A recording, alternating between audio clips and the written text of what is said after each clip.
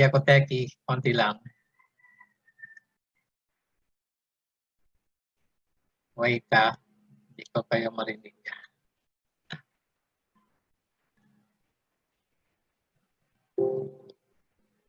Kamusta ang boses ko? Okay lang, Doc. Okay lang. Hindi muffled, hindi paos. Sabi naman kayo, baka hindi niyo ako maintindihan.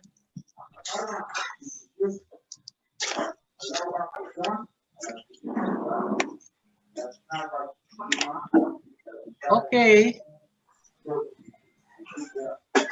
Can you see the screen? Yes, Doc. Yes, Doc.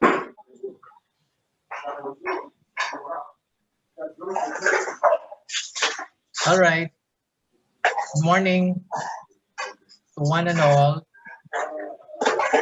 Kumain na kayo? Yes, Doc. Sige, start na tayo. I'll make it short as much as possible. But I wish also that you make a little research. Of course, I'll base my exams mostly from the slides that I'm going to present. So I don't want you to be burdened, but I just want that once you hear this lecture, I want you to understand them. That's my objective, to make you understand the tracheobronchial tree, the pleura and the lungs. You have to understand it as far as anatomical points are concerned. All right? Okay. My topic is about lungs, pleura, tracheobronchial tree, and I would understand that there was already a lecture given for the upper airways. Meron na ba nag-lecture? Will somebody answer me? I know nakamute kayo eh.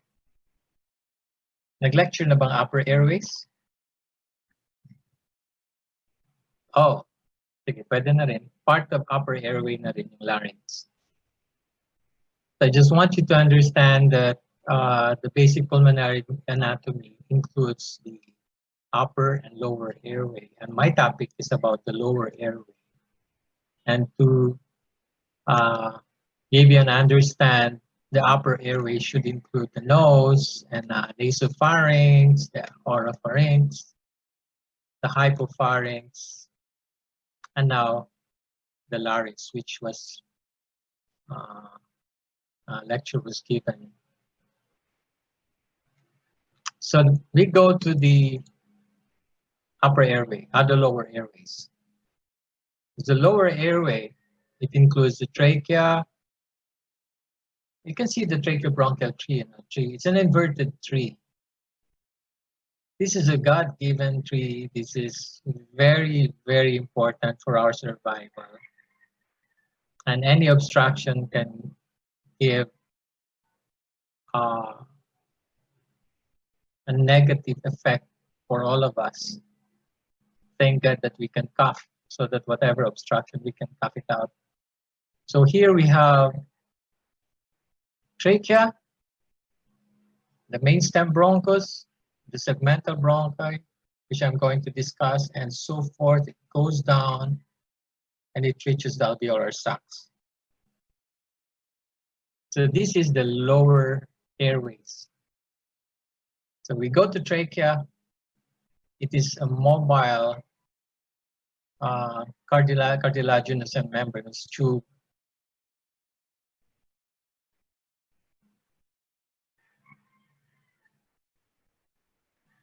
Wait.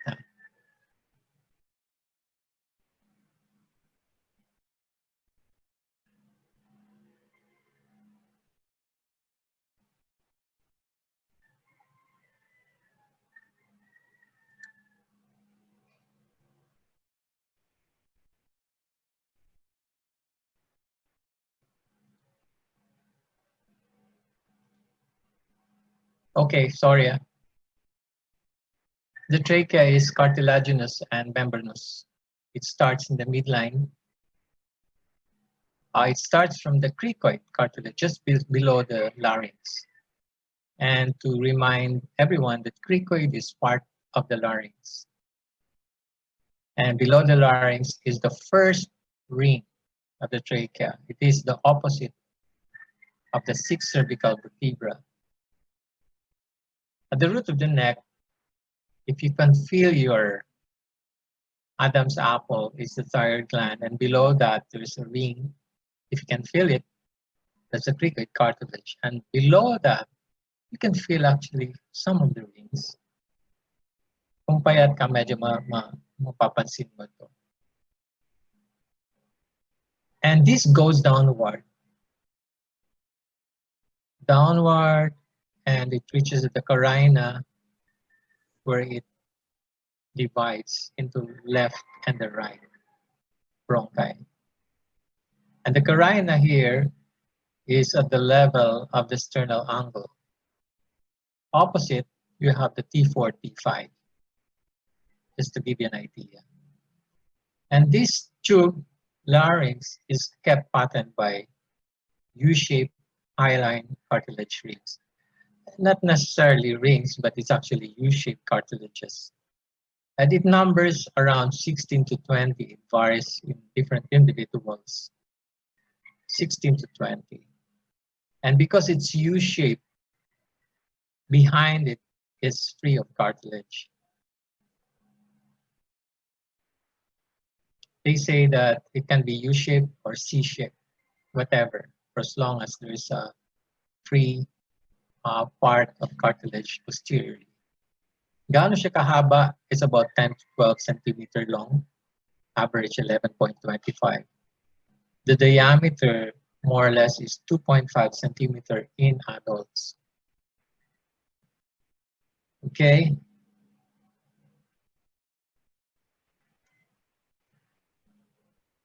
Now this is the tracheal ring, and that's the carina. The carina is the part that marks the division of the principal bronchi. Now, we have to understand also the structures around the trachea. And it's very important because this is our airway. And it has a lot of vessels that's crisscrossing the trachea. So what are the structures in relation to the trachea? Now we go to the anterior portion. This is the trachea, and any structures in front, of course, are the anterior. The cervical trachea is crossed anteriorly by the skin and Jennings skin, and this is the superficial cervical fascia that envelopes the strap muscles. I hope you understand what strap muscles are. It's a strap, so medyo mahaba siya. It's elongated. So these are the sternohyoid muscles, and this is the sternothyroid muscle. So in front of that are these muscles. And if you have the thyroid gland, the isthmus in front, the isthmus is at the 2nd to 4th tracheal rings. The isthmus connects between right and left thyroid glands. And I'll give you another view. Here, this is the trachea, and in front of that is the isthmus, and this is the strap muscles, the sternohyoid, and that's the hyoid, and this is sternum. That's why it's called sternohyoid. Behind it is the sternothyroid, because this is the thyroid, and the muscles inserted to thyroid cartilage. So these are the strap muscles. And there's a crisscrossing of jugular vessels. And the isthmus is present and crosses the 2nd to fourth tracheal ring. So there are also vessels in front of that. Huh? Paano makita? Sorry, I don't know if you can see my pointer. I don't know how to do this. Can anybody help me? Oh. Can you now see the pointer? Anyone? Yes, Yes, Doc. Doc. Yes, Okay. Doc. Sorry, Okay. Naintindihan nyo na? Ito yung anterior part. Any structures in front of the larynx or the trachea is very important, especially if there are procedures being done.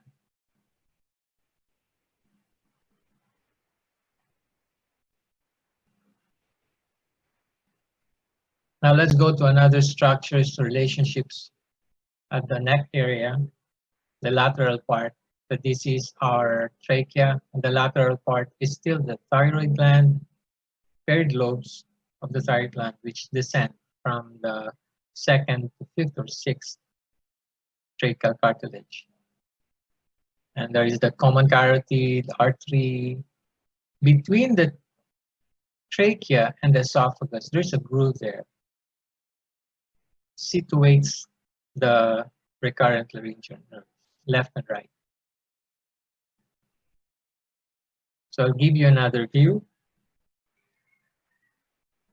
This is trachea. This is thyroid cartilage. This is the cricoid cartilage, and below that is your tracheal rings going down.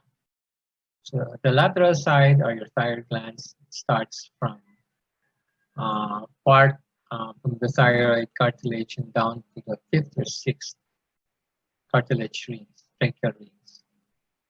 And this is the common carotid, and the lateral part of that, you can locate the recurrent laryngeal nerves.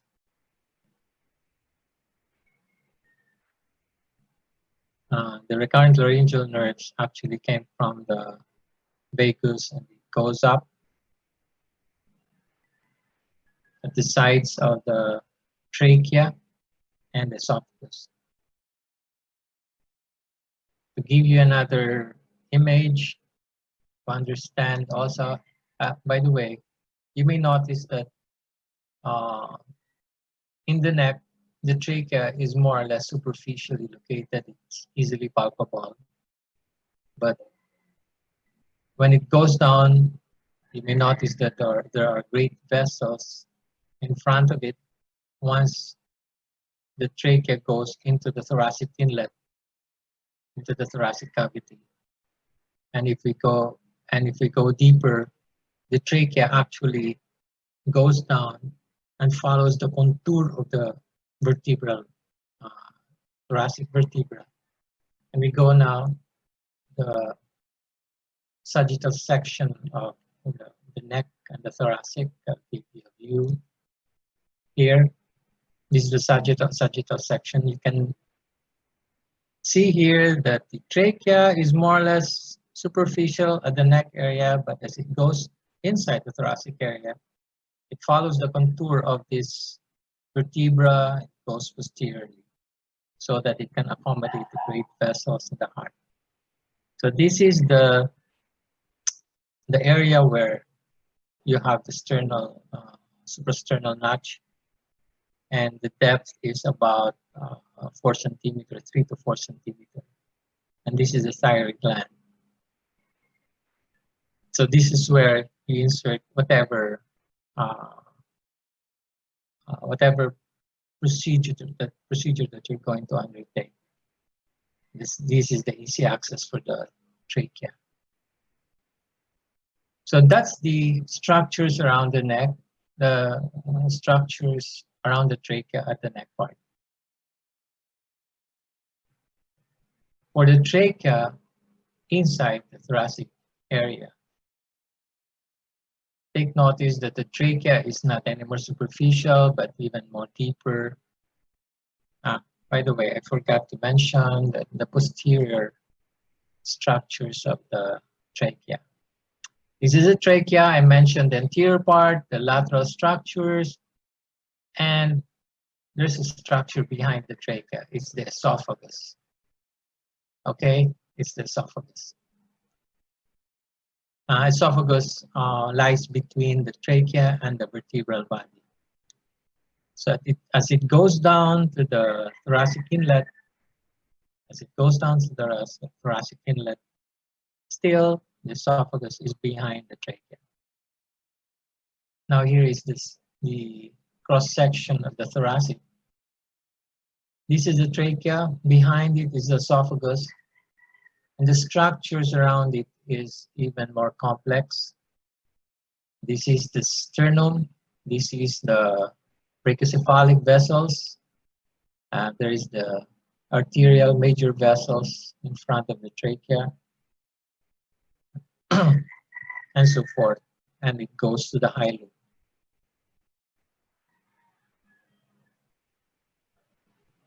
This is just a bird's eye view.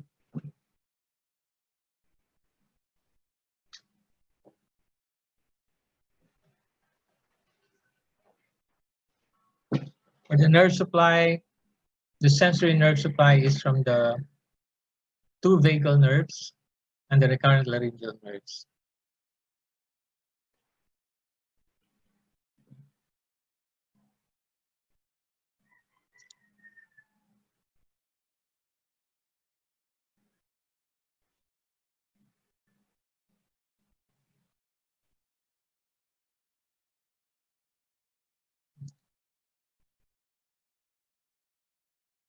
Please stand by. I'm checking my pointer again.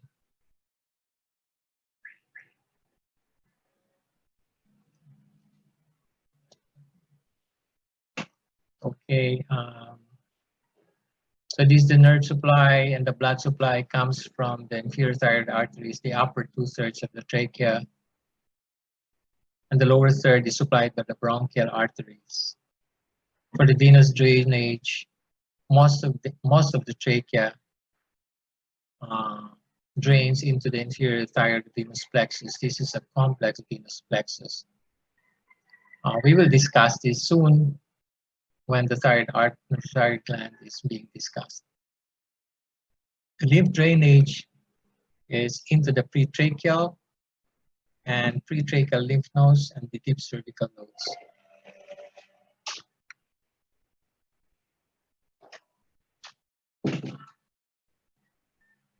All right.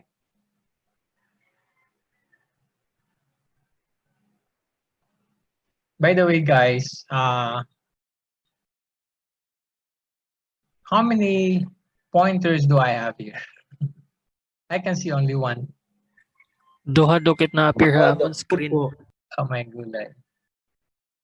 May problema tayo. Ba't kaya?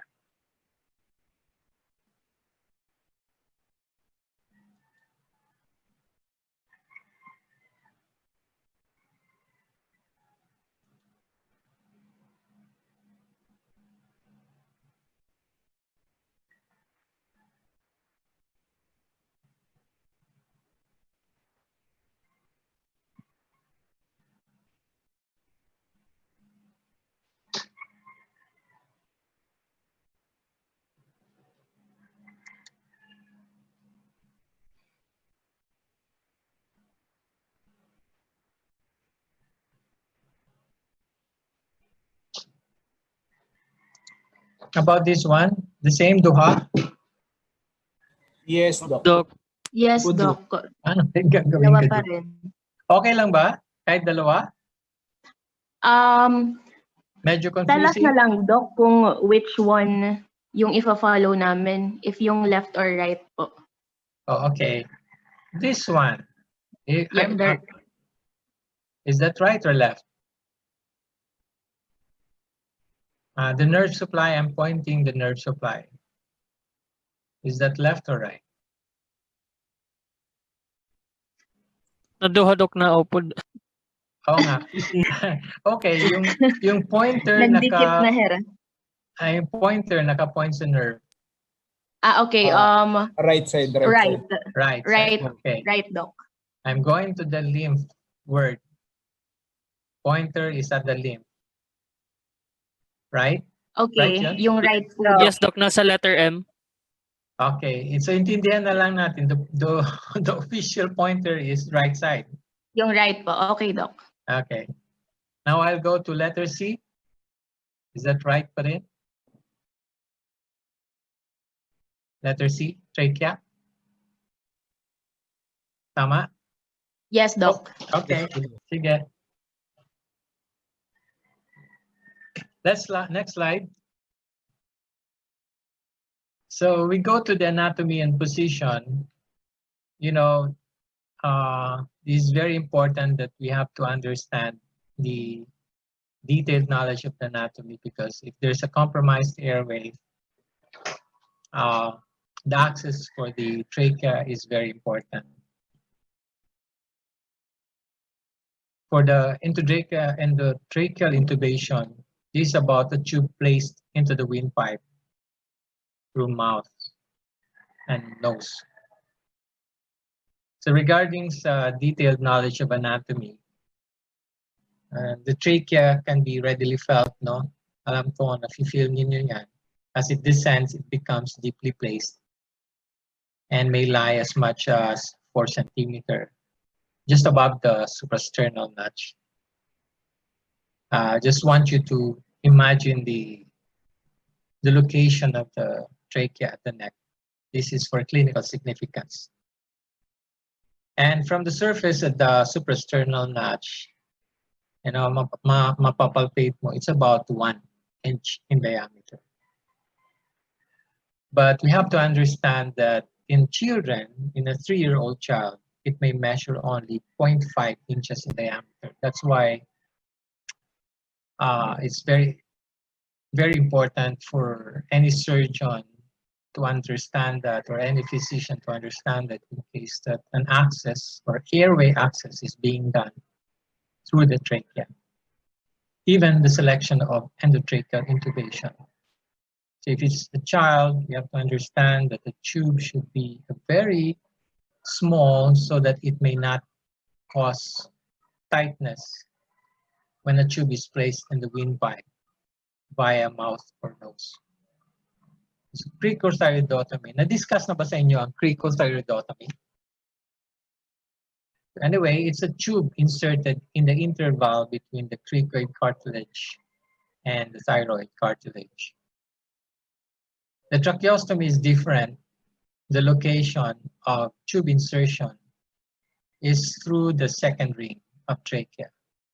It is by incising vertically at the midline. So I will go to the cricothyroidotomy just to give you a quick review. May I know kung na-discuss na ito, cricothyroidotomy? Doc. Na-discuss na ba? Yes, Doc. Yes? Hindi ko marinig. Yes? Yes, Doc. Okay. Let's go to tracheostomy. Na-discuss na ito? Not yet. So anyway, cricothyroidotomy, the objective here is access of the airway in an emergency situation. So this is the same as tracheostomy. So in the tracheostomy, this is rarely performed, but very life-saving procedure. And this is limited to patients with laryngeal damage, or there is a damage of the oropharyngeal or oronasal, as in trauma, so that if there is a severe facial injury and the patient may have difficulty having an airway, the life-saving here is to do a tracheostomy or cricothyroidotomy. So for the tracheostomy, because of the presence of vascular structures, one has to be careful in performing this. The procedure are as follows. Patient has to be lie on bed, flat, with a pillow behind the neck. Head is hyperextended. And this is important so that the trachea is moved forward, at least more exposed. A vertical midline incision is made from the region of the cricothyroid membrane.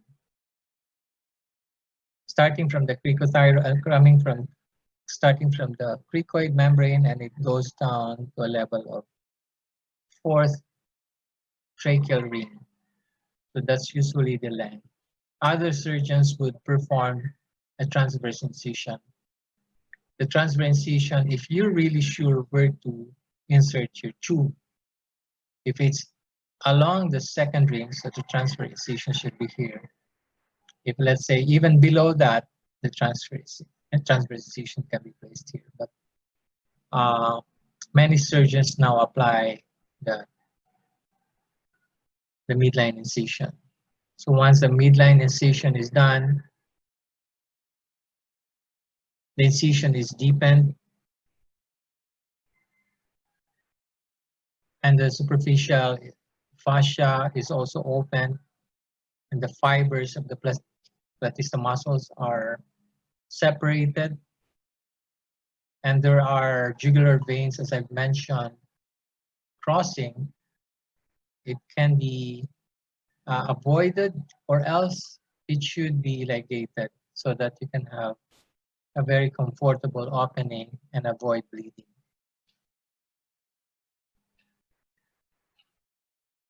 So once you have that area identified, the tracheal ring is identified. So these are the pretracheal venous plexus. This is vascular area, and what you can do, we can ligate this so that you can have a very clear anatomy of the trachea. So the tracheal rings can readily be seen once you open this. Sometimes there is the isthmus of the thyroid gland. Sometimes this obstructs the view of the tracheal ring. And what we can do is this isthmus is retracted downward so that the 2nd ring can be easily identified. But there are surgeons who just cut this off carefully and ligating between the ends of the isthmus so that you can expose the trachea.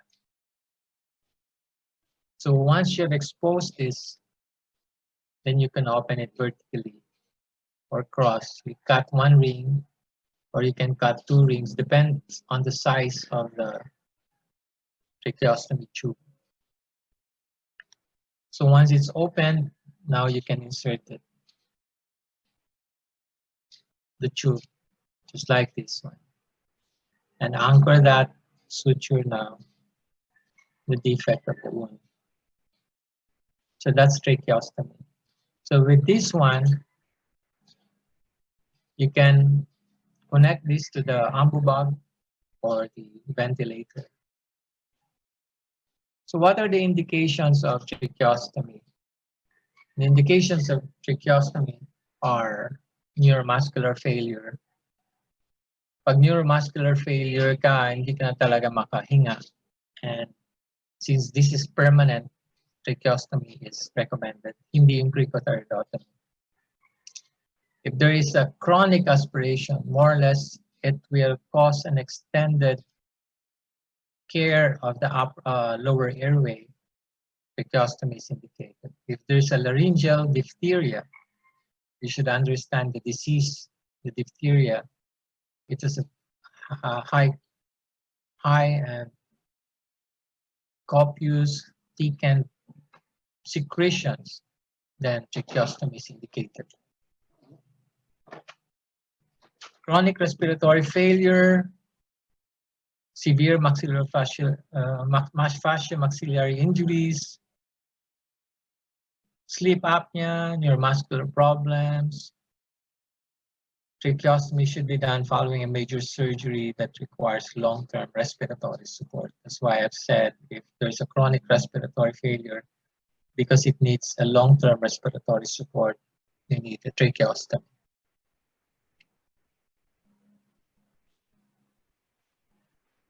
Okay, pasensya na uli yung ano ha, yung dalawang pointers hindi ko maintindihan.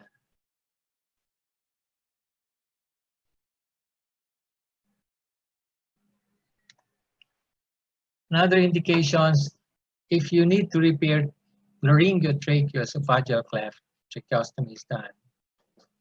If there are tumors and an extensive surgery is being done, especially in infant, tracheostomy is indicated. And so forth. All right. Now we go to the bronchial tree. This is the trachea again. Pasensya na uli ha, yung pointer ko dalawa. Hindi ko maintindihan kung bakit. Okay The lang po, trachea Doc. okay lang ha. The trachea bifurcates behind the arch of aorta, behind also the sternal angle, into right and left.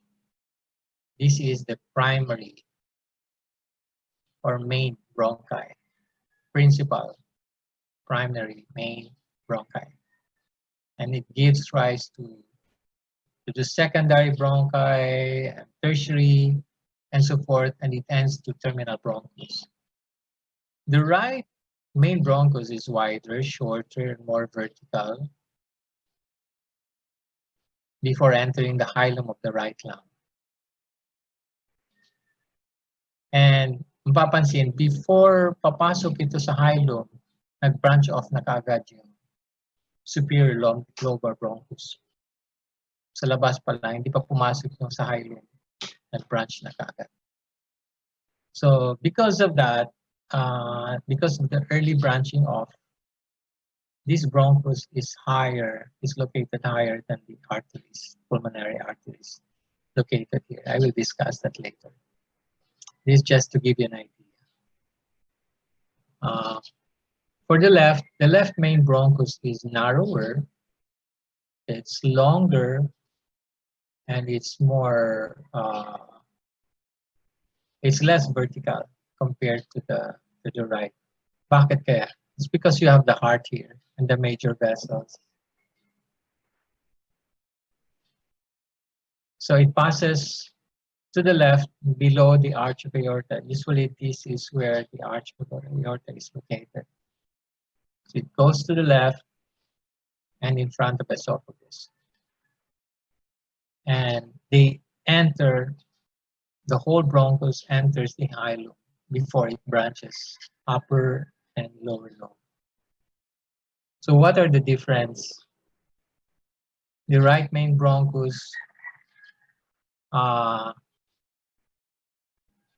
as I've mentioned earlier, the right main bronchus is more vertical, is wider. The left main bronchus is narrower, longer, and is less vertical. So that's the difference. That's the difference then, as the right main bronchus has more lobes compared to the left main bronchus, which has only 2 lobes. The right main bronchus has 10 segmental bronchi, but to compensate this, actually this is the right main bronchus. The left main bronchus has also 8 to 10 segmental bronchi, but in other books, they consider that 10 segmental bronchi.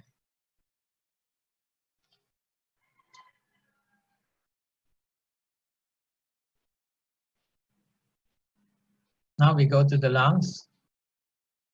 Mamaya na tayo sa bronchopulmonary segment. So we go to the lungs. The lungs is light and spongy texture, highly elastic. And the lungs are situated on either side of the heart and other mediastinal structures. And why it is elastic? When it is removed, it is retracted from the closed cavity of the thorax. It also occurs when pleural cavity loses the negative pressure. causing collapse of the lung. So ibig sabihin nito, pag because of the negative pressure inside the pleural space, medyo naka-expand ito. Pero pag tinanggal mo ito sa negative pressure surrounding, parang binubuka siya eh. Pag wala ng negative pressure, ang lung tissue collapses. So this is actually elastic.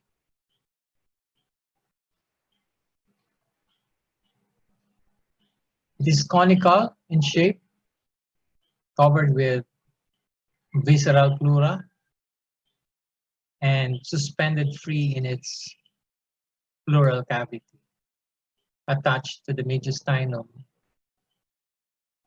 by its root.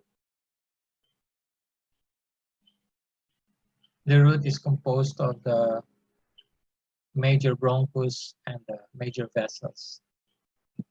The weight naman, the right lung is heavier compared to the left.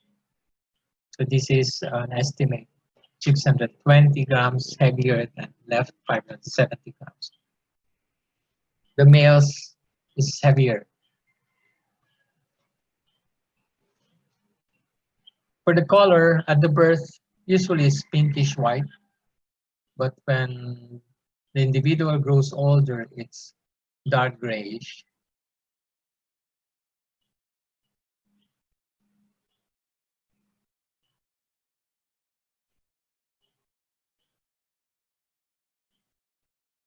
How's my pointer? Isa na Isa lang? na lang, Doc. Okay. Thank you. So pagka bata, pag baby pa lang, ang lungs talaga yung kulay is pinkish. Pag adult ka na, nagiging dark. Pag matanda ka na, maitim na.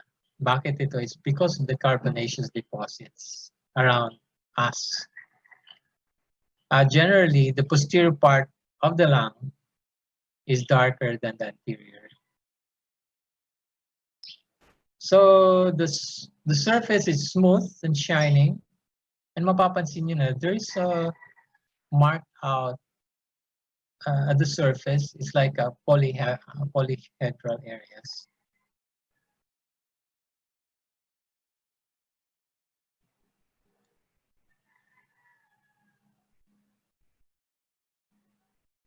And these polyhedral areas, this one, are actually a representation of different lobules inside.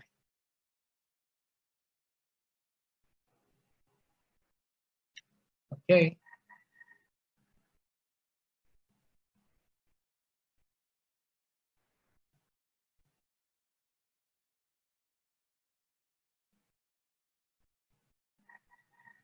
I'd like to share also that the lung has an apex. It has a base. It has two surfaces, costal surface and diaphragmatic surface. And there are three borders or corners of the lung. The three borders are the anterior, ito nadi-display siya. There's an inferior border, and there's a border behind it.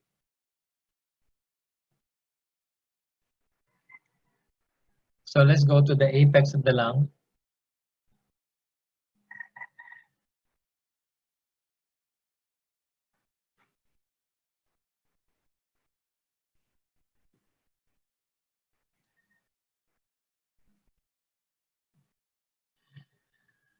Okay, the apex of the lung, it projects into the neck as a rounded top end of the lung. So it's convex. The highest part of the lung is about 2.5 cm or 1 inches above the sternal angle, sternal end of the clavicle, and 3 to 4 centimeter above its first costal cartilage. So ito, kung nakaharap tayo, actually the apex is above the clavicle. Inside that, you have the there is the apex of the lung. Somehow, this apex is poorly ventilated. And there's a reason for that, and there's a clinical significance also, which why tuberculosis is commonly located at the apex.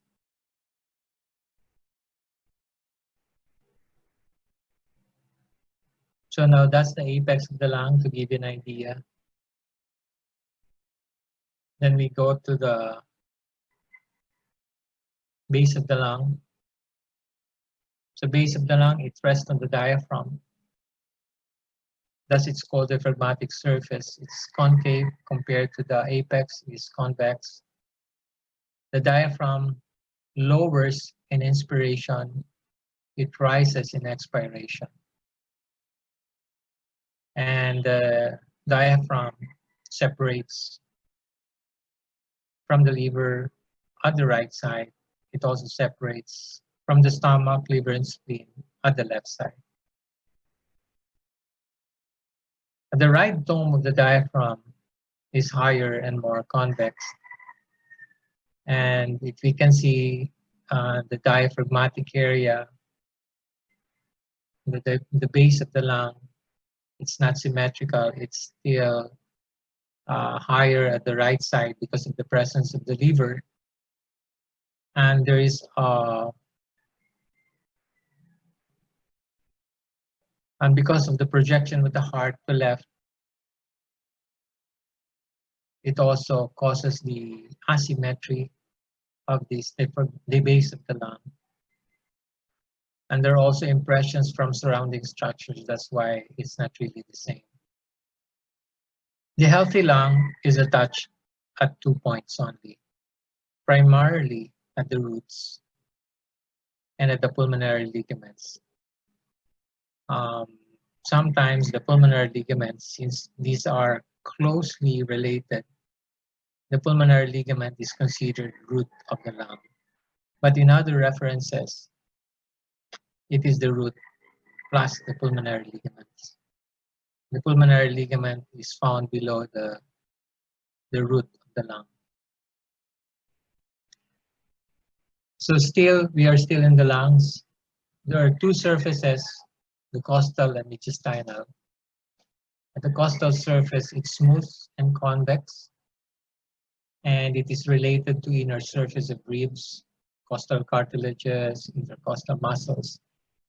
And because of the presence of sternum, it also gives an impression at the back of the sternum. Once you see the lungs, actually it exhibits grooves, and that corresponds because of the overlying ribs. Kaya meron siyang impression. It's like kung uupo ka na matagal or nakapatong yung yung forearm mo sa edge of the table, meron impression. It is the same. There's an impression for the lungs. That's the costal surface, and we have the mediastinal surface. And the mediastinal surface is divided to anterior and posterior vertebral parts. The mediastinal area, kita ko na lang dito. This is the mediastinal area, and this is the vertebral area. So the mediastinal area, it's deeply concave. It is adapted to the heart at the cardiac compression. Kahit sa kanan, meron cardiac compression. But it's more deeper sa left lung, where the heart projects more to the left kasi. The posterior superior to this concavity, andun yung root, somewhat triangular. So ipakita ko ito mamaya. There are various structures enter and leave the lung. It's the hilum. Yung vertebral part naman, it's in contact with the sides of the thoracic vertebra and IVD, intervertebral discs, plus the posterior intercostal vessels and splanchnic nerves. So with this, I'll show you the mediastinal area and vertebral part is the mediastinal area and the vertebral part. So there is the middle part, it's like triangular and is the hilum. I think I mentioned the pulmonary ligaments. These are the pulmonary ligaments. Somehow it I said that it's attached to the hilum, the root, and the pulmonary ligament. But more or less, since these are related, pwedeng isa lang. So the hilus, for the right lung, no, there's a difference between right and left. For the right lung, the hilus has a peculiar presentation. There's such thing as eparterial and hyparterial bronchi. This is your bronchus. Somehow, this bronchus is higher than the pulmonary artery. And this is the upper and lower pulmonary veins, and these are the lymph vessels. And you can see also the impressions of the major vessels in the heart. There's the superior vena cava, and there is a brachiocephalic, and also for the subclavian veins. And there's the groove for esophagus, and this is the groove for the azygous vein. So this is the right lung hilus. So I mentioned eparterial and hyparterial bronchi. This is what I meant. So right bronchus, bago pa lang papasok sa hilum, lumabas na kagad yung right upper bronchus. That's why it's located higher than the pulmonary artery. So we call that eparterial bronchus. It is the right superior lobar bronchus. It's only right. The rest are hyparterial. So left is all hyparterial. It's below the pulmonary artery. So we go to the mediastinal surface of the left lung. Here, the hilus. Now it's different. The pulmonary artery is above the bronchus. Now, because it's already a hyparterial bronchus. This is the upper and lower pulmonary veins. Within it are the lymph glands and nerves. There is a deep cardiac impression, and there is the groove for aortic arc above, and descending thoracic aorta. And there is the esophagus and the impressions of the veins and arteries.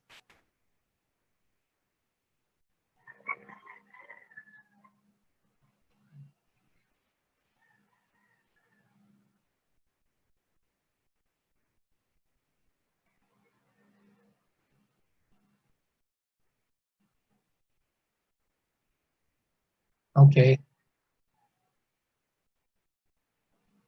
So I was advised though that hindi specific yung pointer again. Anyway, just make your imaginations more aggressive. Now we go to the borders of the lung. Pag sinabing borders of the lung, these are the corners of the lung. There are three: the anterior, inferior, and posterior.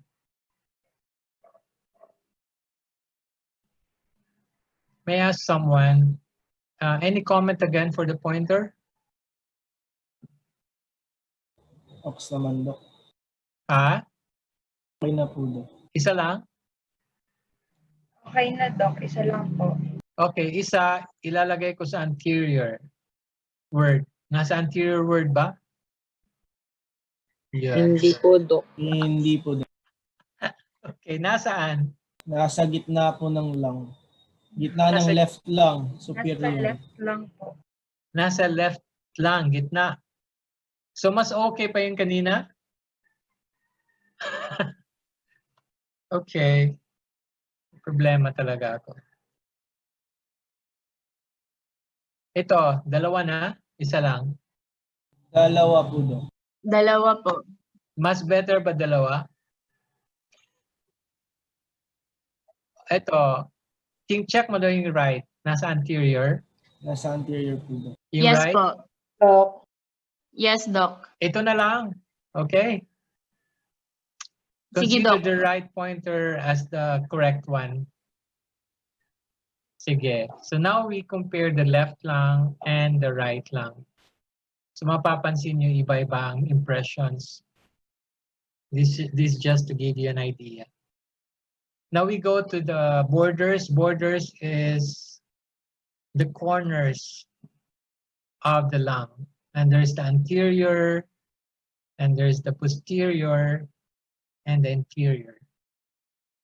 Yung anterior, it's thin and sharp between body and sternum and the pericardium. At the right side, mapapansin nyo, it's straight. It coincides with the costomedial line of pleural reflection. Med straight. Bakit straight? Kasi wala doon yung yung cardiac notch. So the left side naman, it goes down, but once there is already the heart, there's a cardiac notch. Medyo pumunta siya deeper. This is brought about by the absence or deficiency of the part of the cleft lung. And this area is unoccupied by the lung. There's a presence of the heart, and if we do percussion, this area is called cardiac dullness.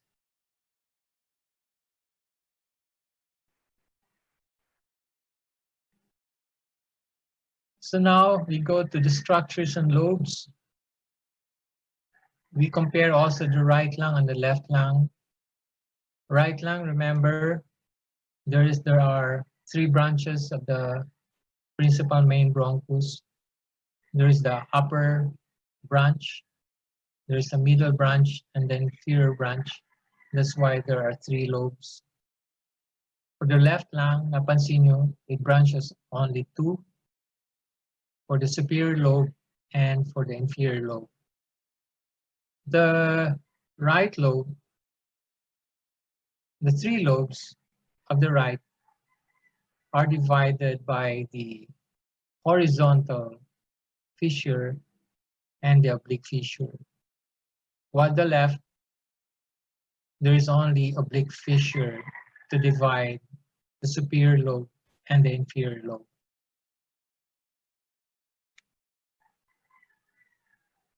For the bronchopulmonary segments, this is the 3rd generation already.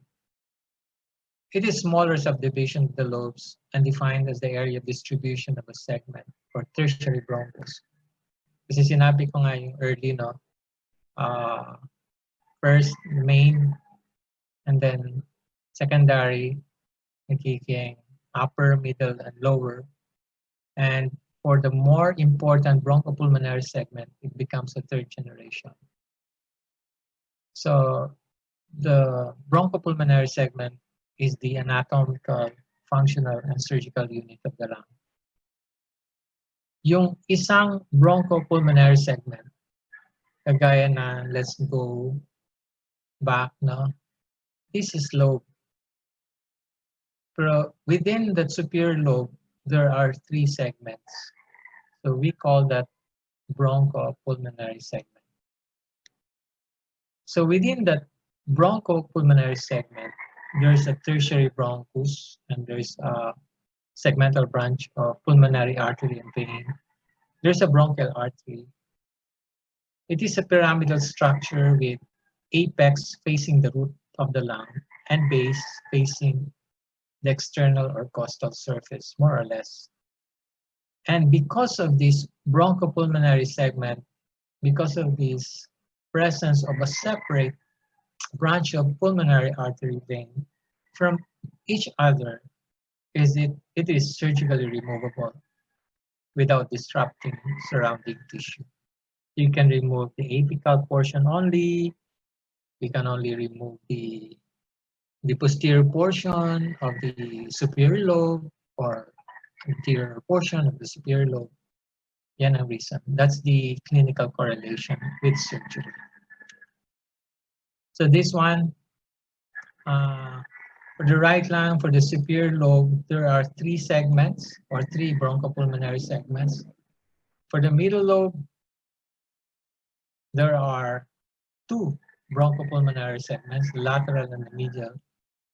For the inferior lobe, there are 5 bronchopulmonary segments. And there is apical, there is posterior, there is anterior, and so forth.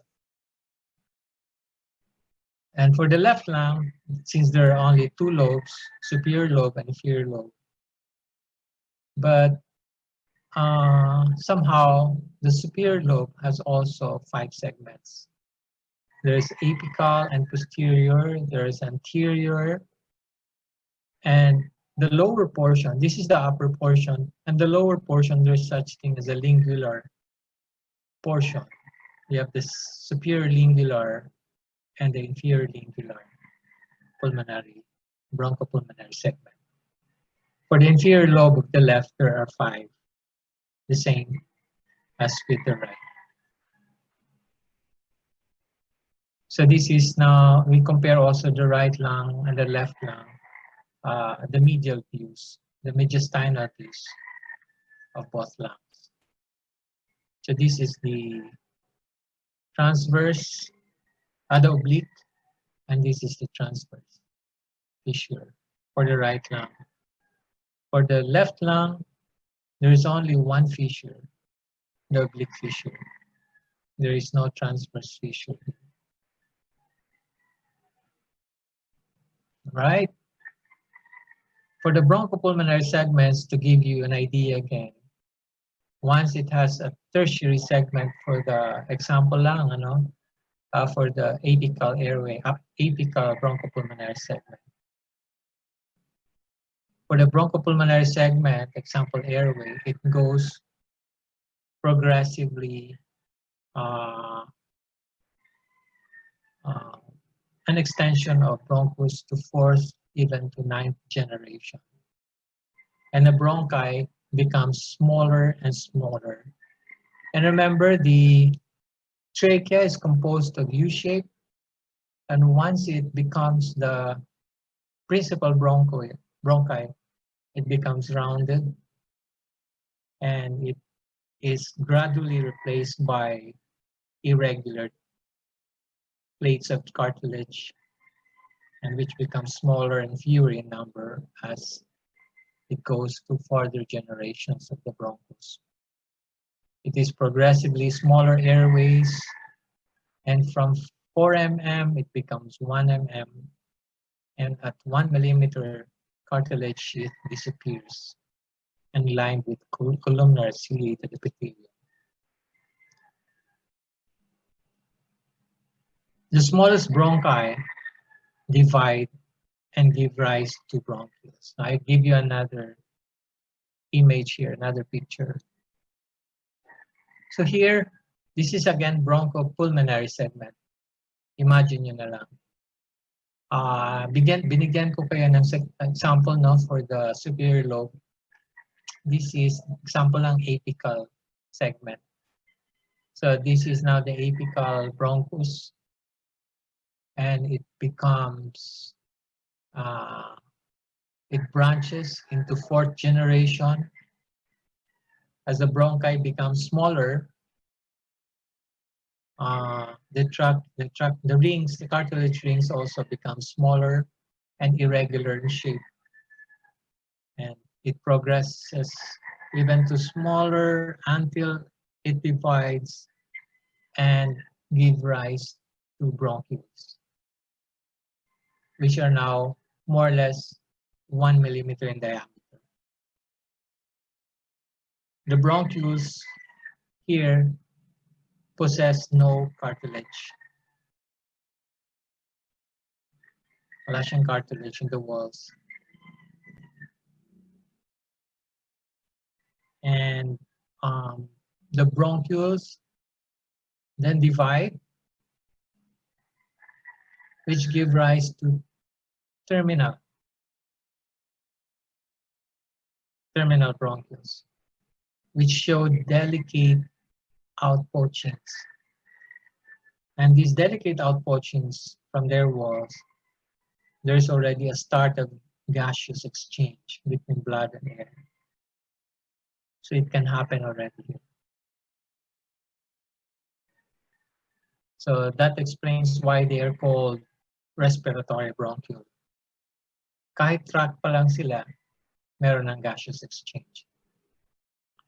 And the respiratory bronchial also continue to branch into alveolar ducts.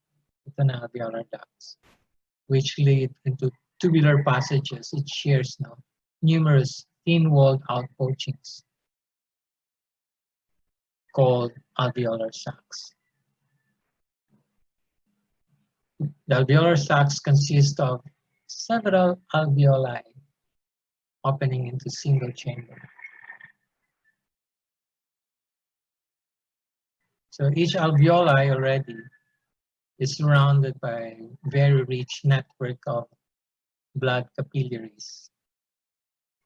And the gaseous exchange takes place between the air in the alveolar lumen through the alveolar wall into the blood within surrounding capillaries. So this is more or less the bronchopulmonary segment.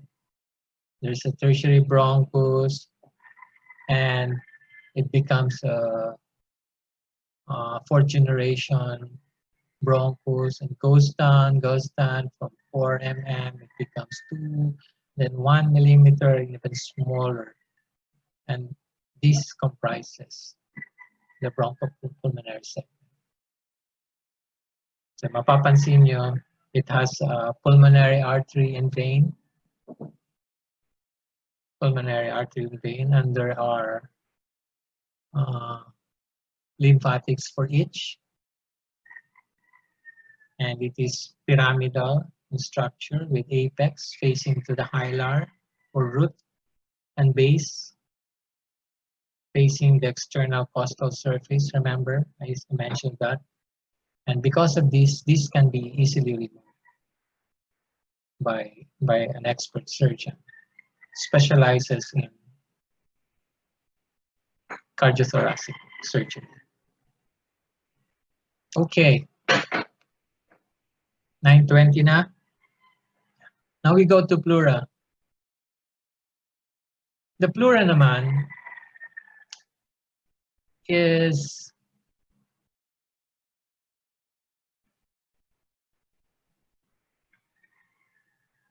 the pleura. Somebody's calling me. Okay, the pleura envelopes the lung, and it envelopes also, causes the lining beneath the thoracic line. So there are two kinds of pleura. That pleura that covers the lungs is called visceral pleura, and it is continuous and goes to the mediastinal surface, and it goes to the diaphragmatic surface and costal, and also goes to the apex and goes back to the mediastinal. So for the lung, that pleura that covers the lung is the visceral pleura, which is continuous, but the pleura that covers outside the lung, beneath the walls of the thoracic, we call that parietal pleura. There are differences, of course. So ang tanong ko, anong space ang tawag nito between the visceral and the parietal pleura? So ang tawag nito is pleural space. Ang tanong, meron bang fluid ito? Yes, there is a very minimal amount of serous fluid. So we call that serous fluid because it's clear. What is the amount of serous fluid? In other books, it says it's 5 to 10 ml per lung. There are other books, it says 10 to 20 ml per lung. So sabihin na lang natin 5 to 20 ml. It doesn't go beyond 20 ml. It's not possible na magkakaroon ng less than 5 ml. Because the purpose of this is to have, it's like an oil, no? To prevent friction, so that there is an interplay between viscera and pleural surface. So the visceral pleura invests the lungs, dips into fissures, and adheres firmly to the lung, while the parietal pleura is subdivided according to location. So there is a costal pleura, lines the ribs and their cartilages, the vertebral bodies, back of sternum, which is the thickest, and separated from the thoracic wall by endothoracic fascia. There's also the cervical pleura, which somehow caps the apex of the lungs. It extends into the root of the neck behind the interval of sternocleidomastoid. It reaches the head of first rib posteriorly, but anteriorly rises about 1 inch. It is protected by the first rib posteriorly, but not so anteriorly. So there's also the parietal pleura, the mediastinal. It forms a pleural passageway at the point where it meets the visceral pleura. And this constitutes the root of the lung containing the pulmonary vessels and bronchus. So it somehow covers also the root. The lower part is empty and forms pulmonary ligament. Di ba, pinakita ko sa inyo yung pulmonary ligament. There is a part na walang pleura. That lower part is empty and forms a pulmonary ligament. The diaphragmatic area is thin and very adherent to diaphragm. It covers part of the diaphragm not covered by diaphragmatic pericardium. So ibig sabihin nito, kung meron doon heart, wala dyan parietal pleura. It's only areas that somehow have in contact with visceral pleura or with lung. So it continues with costal pleura laterally and with mediastinal pleura medially. And diaphragmatic pleura meets costal pleura behind the sternum. That's why there's a sternal reflection. The front of bodies of thoracic vertebra, there's a vertebral reflection.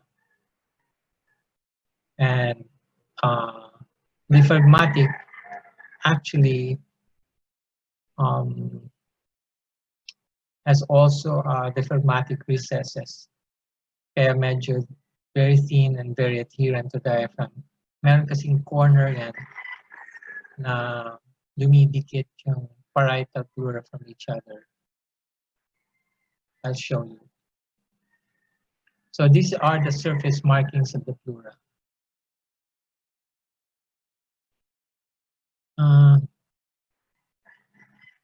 So this is the area of anterior, the pleura, and diaphragmatic pleura, and goes behind the thoracic, posterior thoracic. That's the pleura. And this is the lung.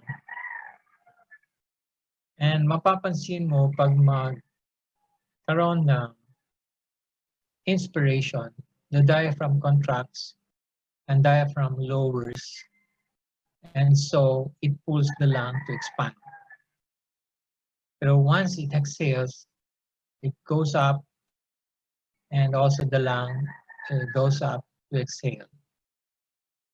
And as it goes up, somehow, since at the corners of this diaphragmatic area, corner from costal and the diaphragm, there's such thing as we call diaphragmatic recess.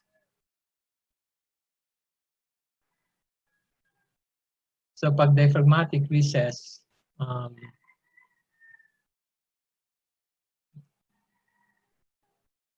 these are slit-like spaces separated only by capillary layer of pleural fluid. Kasi once mag-collapse ang lung, ito umaakyat and dito medyo nagra-rub na each other yung parietal pleura ng costal and parietal pleura ng mediastinum. Nakakollapse naman yung lung because of the expiration stage.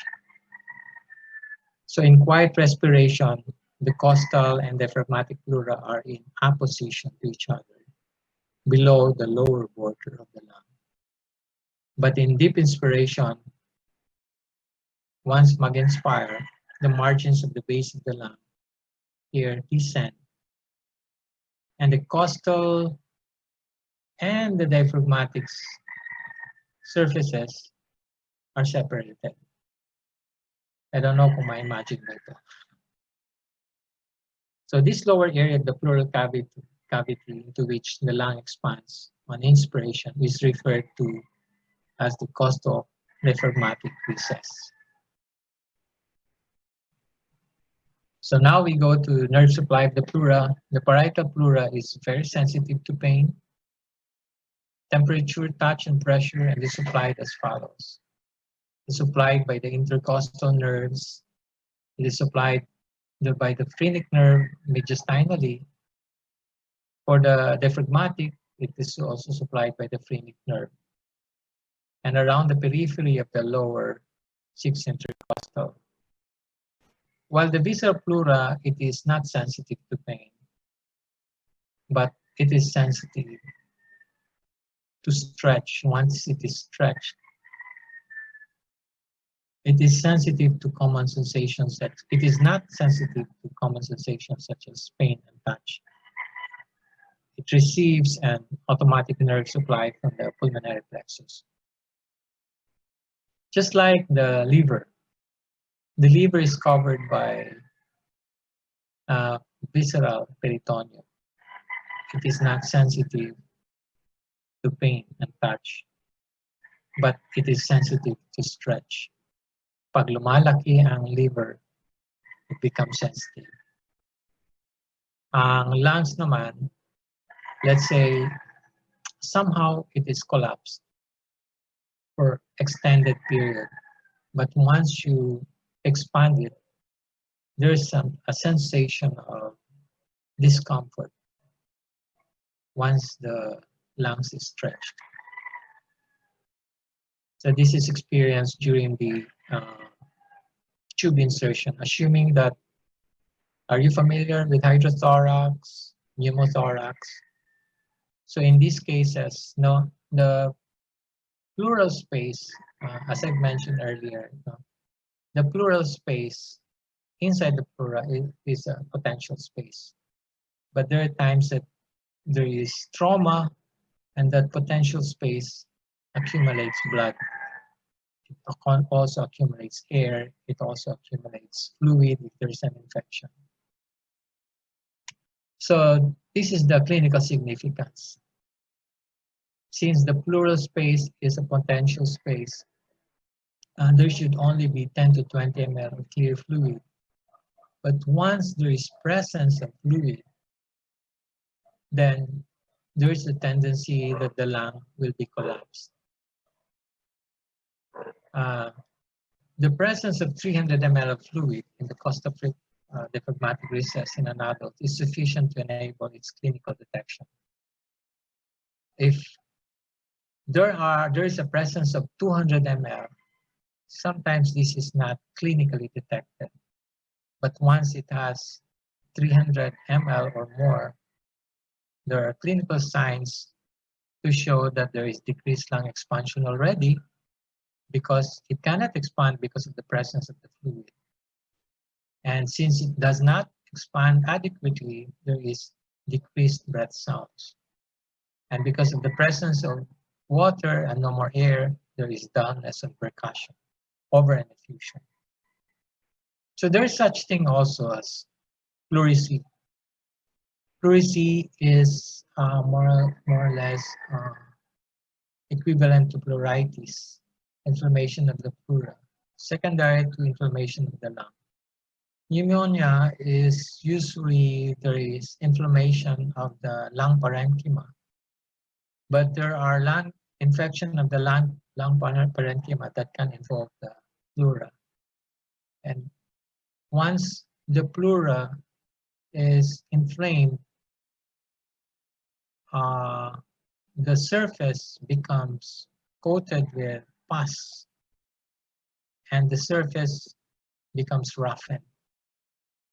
And if this is roughened, and once there is inspiration and expiration, somehow there is discomfort because it's already inflamed, and the patient has a tendency to cough. The roughening produces also friction, like pleural wave, pleural rub, and can be heard with the stethoscope on inspiration and expiration. Pag sinabing pleural rub, yung roughness of the visual pleura and the eventual infection of the parietal pleura, they rub each other, so meron kang naririnig na. Try to hear your hair. Put the hair just near your ear, and you rub your hair, and that's the pleural rub. Slowly, inhale, exhale, and you can hear like this, like you're rubbing the hair. So now we also have pneumothorax, empyema, pleural effusion. What is pneumothorax? This is presence of air in the pleural cavity. Empyema, presence of pus in the pleural cavity. Pleural effusions, presence of fluid, more or less transudation in the pleural cavity. There is such thing as hydrothorax. Hydrothorax is fluid in the lung.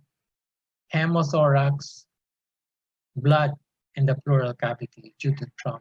In all these cases, this causes collapse of the lung. Once you have the collapse of the lung, you hardly breathe, and you complain already.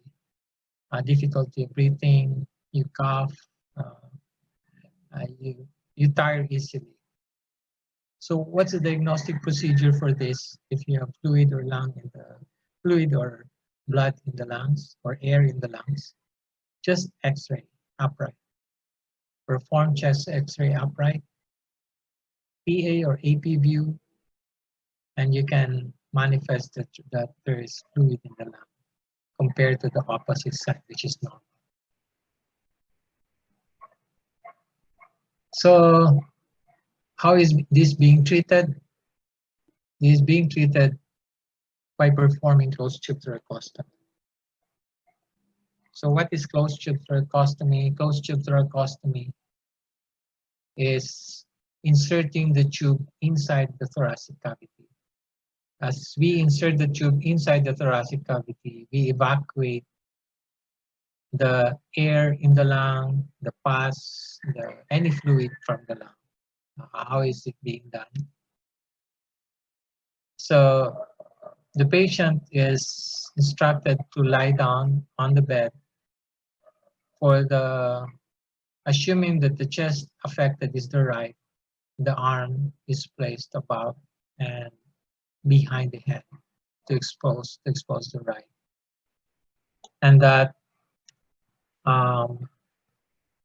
in order to detect if there is fluid inside the lung, another diagnostic procedure can be done by using ultrasound.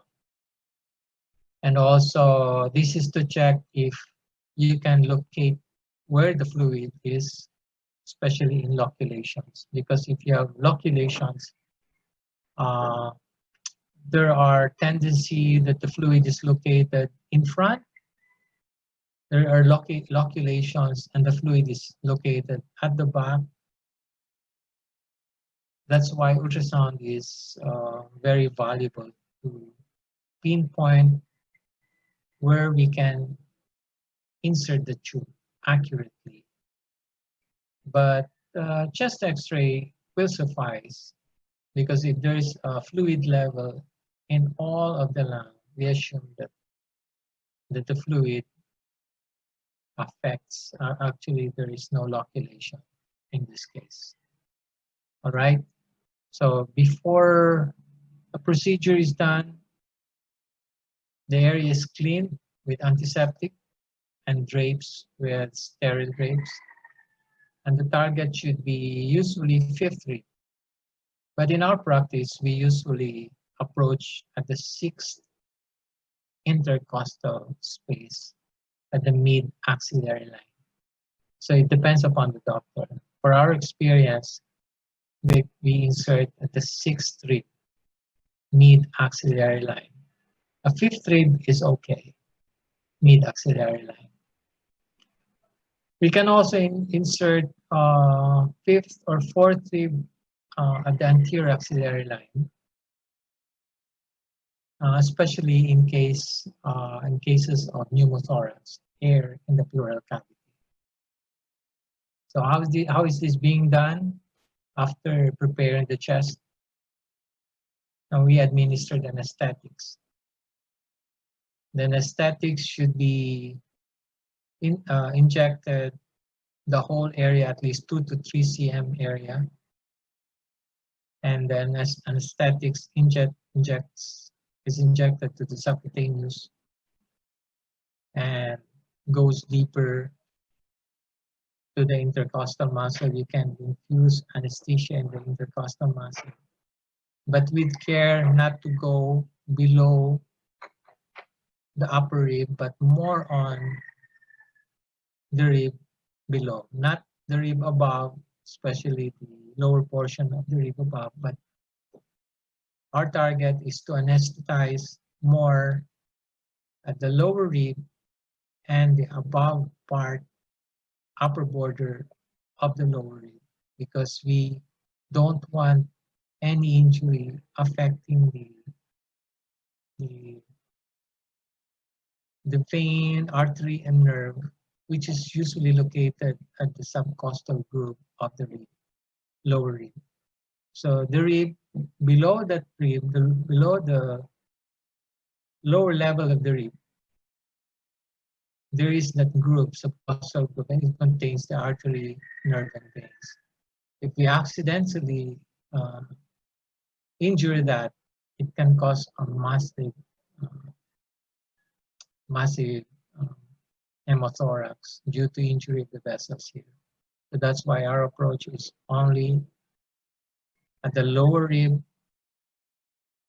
of the interspace and just above the border of the lower rib. Not the lower border, but above the border. So we identify the rib inferior to the intercostal space where tube will be inserted, and we anesthetize this area.